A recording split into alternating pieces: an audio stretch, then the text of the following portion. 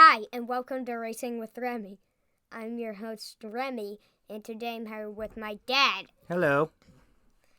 And so today we just watched the Rolex 24 Hours at Daytona, the final 2 hours of it, and yesterday we watched the first 5 hours of it. Yeah, we watched some of it yesterday. We watched about 9 hours of it because we were watching it for 2 hours after I woke up this morning as well. I don't know exactly how much we watched of it. We put it on yesterday while we did some chores in the living room so that we could see it then. And then I watched some of it this morning when Joey woke up with him before Remy woke up.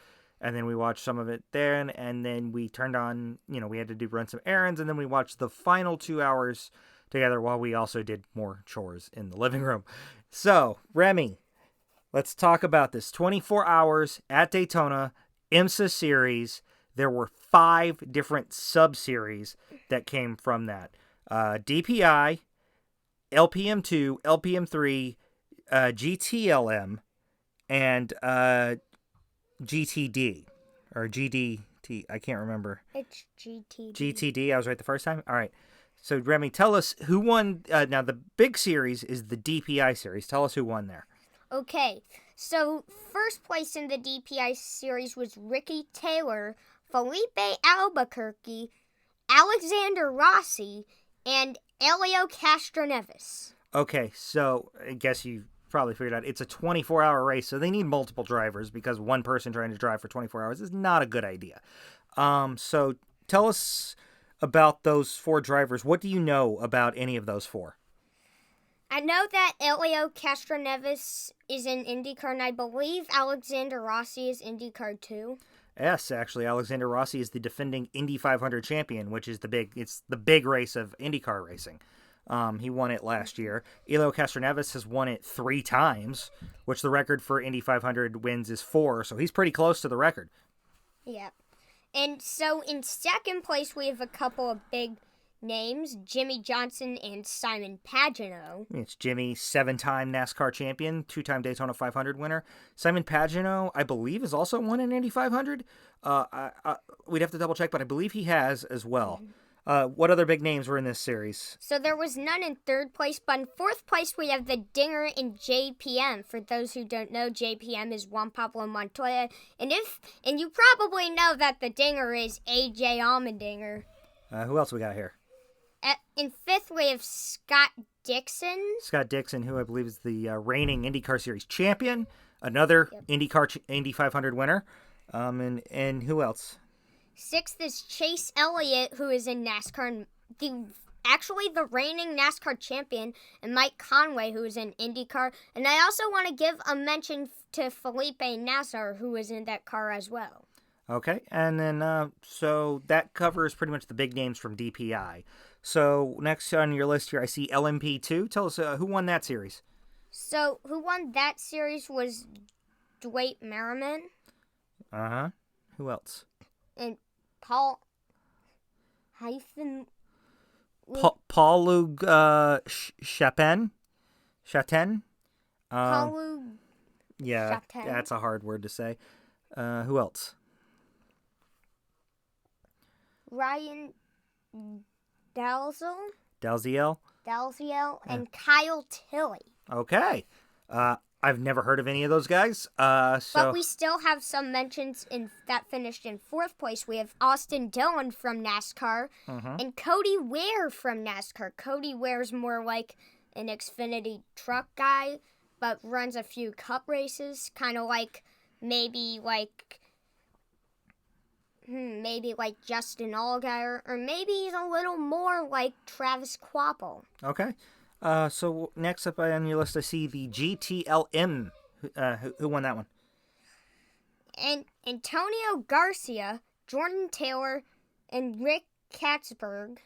Yeah, that was one of the few that only had 3 drivers. Most of them had a 4-driver rotation, but there were a few that only had a 3, which, if you have a 4-driver, you're dividing up 6 hours, whereas a 3, you're dividing up 8, 8 each. So, it depends on what they do. None of them drive that consecutively. They all take shifts, so usually 2 hours at a time. Okay, let's see. Was there anybody else? That was the only one in GTLM that we had on there. How about LMP3? LMP3 and first was Gar Robinson, Spencer. I think it's Peugeot. It might be Pigot. It's spelled Pigot. If any racing fans out there that know more than us would like to tell us, please do. Scott Andrews and Oliver Askew. Yes. Any big names that we need to worry about there?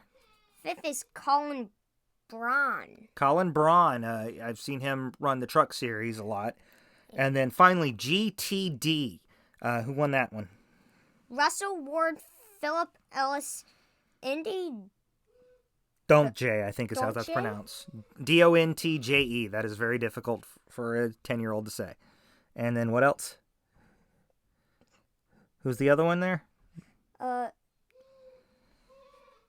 Morrow.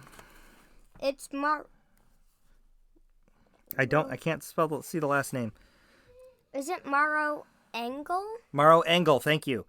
All right. And then who are some big names in the GTD series and where they finished? On 13th, it was Townsend Bell. Truck Series regular, Townsend Bell. 14th was Ryan Briscoe. Ryan Briscoe was an IndyCar Series regular who I actually saw in one of the few IndyCar races I attended at the Texas Motor Speedway. I actually saw Ryan Briscoe win that race. He was a teammate of Scott Dixon at the time, actually. And 15th was J.R. Hildebrand. J.R. Hildebrand, another IndyCar driver. He holds the distinction of having a very rough outing at the Indy 500 one year. His rookie year, he was coming around. He had the dominant car. He was coming around to win the race, and in the last corner misjudged it and crashed and wound up losing. Wasn't that the National Guard one? Yes, he was driving the National Guard Indy car.